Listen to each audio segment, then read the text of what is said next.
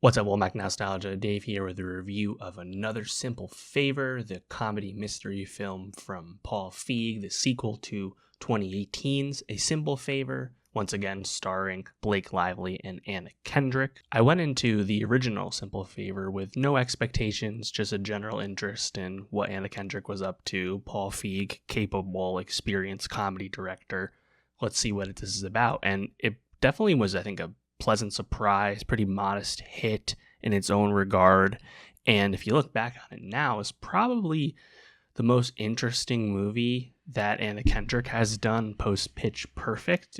She definitely seemed to have been busier in the 2010s than she's been, in the 2020s to this point. A Simple Favor was fun for its lightness, lots of twists and turns, and kind of crazy plot developments, the chemistry between Blake Lively and Anna Kendrick, and it was just kind of a pretty fun time, and again exceeding expectations because you didn't really expect this movie to, I think, pop as much as it did. Of course, that first film was released in theaters and again was a modest hit, about 100 million worldwide, which is again pretty good for comedy.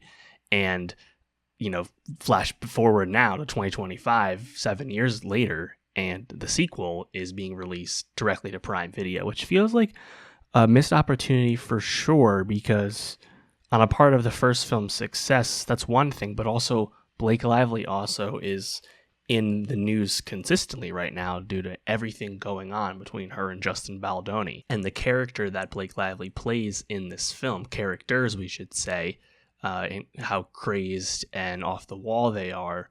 Perhaps you could say that timing is actually super fortuitous given everything that's happening with Blake Lively in reality, and maybe that would have drawn more interest to the movie. Hard to say. We'll see what the Nielsen data says on Prime Video, but I feel like there might have been some attention for this, even though Blake Lively is definitely going through it in the public relations sphere right now, not to get into all of that. And I feel like that's also kind of worn down on other people with the movie. Anna Kendrick has certainly kind of dodged those questions when they've come up on the press tour. And even though Another Simple Favor leaves the film open for a sequel, I have a hard time feeling like Anna Kendrick's going to want to go back in the ring once again. 7 years after A Simple Favor, we're back with the sequel, Another Simple Favor.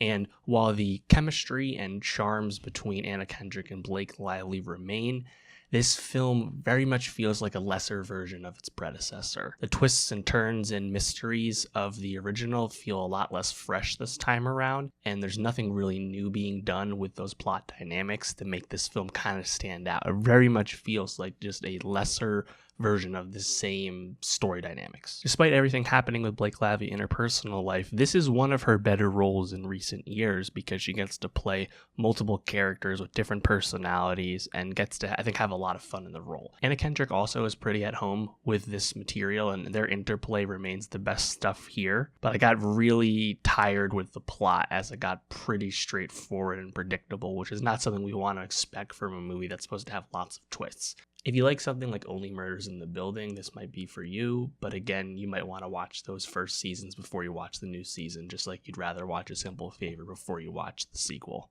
It's also the type of storytelling that really strains belief. There's just so much stuff here that is implausible. I guess they rectify that a little bit by taking this story and moving us to Capri, Italy, and having the mafia family be essential factor here, thus the police and the behavior of the hotel staff and things like that is not actually how it would be because they're more corrupt and afraid of the mob on the island.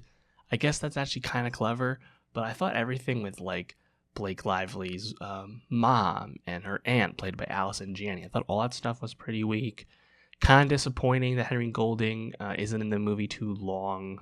Obviously he's a central figure in the first movie, and I feel like the dynamic between Blake and Anna in the first movie, of course, meeting each other and then kind of having this like tit for tat, and Anna Kendrick actually being the one that really like betray in a certain sense. Like there's I think a lot of taboo stuff in the first one, right? In terms of Stephanie sleeping with Emily's husband, right? Like that stuff was pretty fun. I think that really worked in the original movie.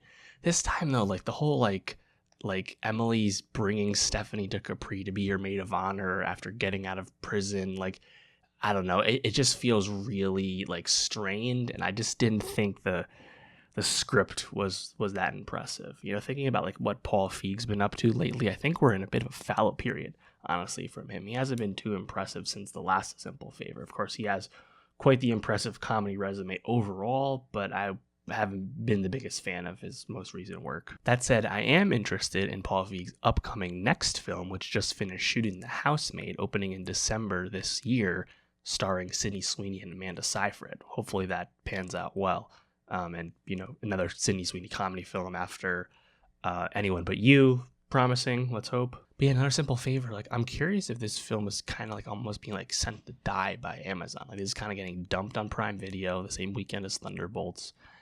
Is anyone going to pay attention to it all that much? I'm not sure if this can even take much oxygen out of all the, you know, lively Baldoni stuff for the people that pay attention to the daily updates with that saga. So, I don't know. But yeah, I mean, it was a sequel I was open to. Not that it necessarily needed one, but like it's such an off-the-wall plot, and the Emily character is like can be anything the story needs it to be, seemingly. So it makes sense that you could make a sequel. I just didn't think this one really did a whole lot with the potential. But yeah, let me know what you think of Another Simple Favor. Do you agree it's a lesser version of the first one? Let me know.